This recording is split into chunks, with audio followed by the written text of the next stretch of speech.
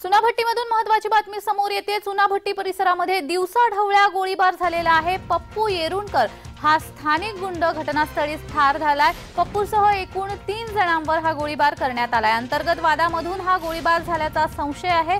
पप्पू काही दिवसापूर्वी तुरुंगातून सुटला होता। त्याच्यावर वांद्रे येथे गोळीबाराचा गुन्हा दाखल आहे।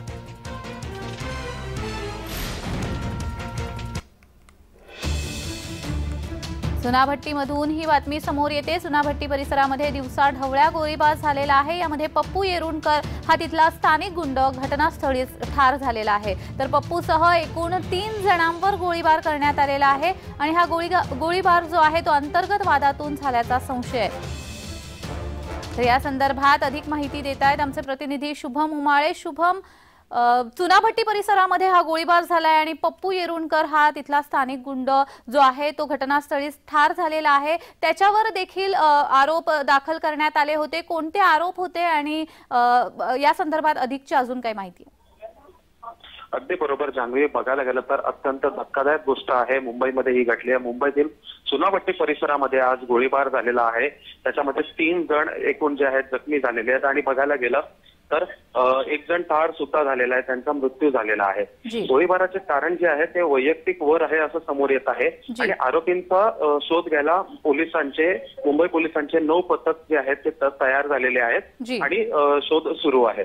2018 आणि 19 मध्ये वांद्रे येथील गोळीबाराचा गुन्हा सुद्धा दाखल झाला होता पप्पू यांच्यावर आणि आज त्यांचा मृत्यू झालेला आहे। जान्हवी जी, शुभम, पप्पूसह अजून 3 जणांवरती गोळीबार झालाय, त्यांच्याबाबत काय माहिती आहे? त्यांच्यावर अजून उपचार सुरू आहेत। सायनमधील पब्लिकली हॉस्पिटलमध्ये त्यांना जे आहे दाखल करण्यात आलेला आहे। दोघांची प्रकृती जी आहे ती गंभीर आहे। अधिक तपास सुरू आहे। जान्हवी जी, शुभम, कोणाकडून हा गोळीबार करण्यात आला याची काही माहिती मिळाली आहे का?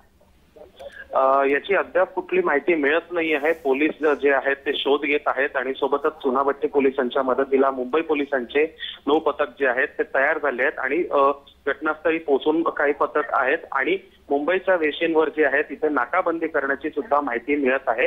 अद्याप कुठले आदेश काढण्यात आलेले नाहीयेत, पण लवकरच नाकाबंदी सुद्धा आरोपींना पकडण्यासाठी होऊ शकते। दिवसाढवळ्या जो आहे गोळीबार चुनाभट्टी आझाद गल्ली परिसरामध्ये हा झाला होता।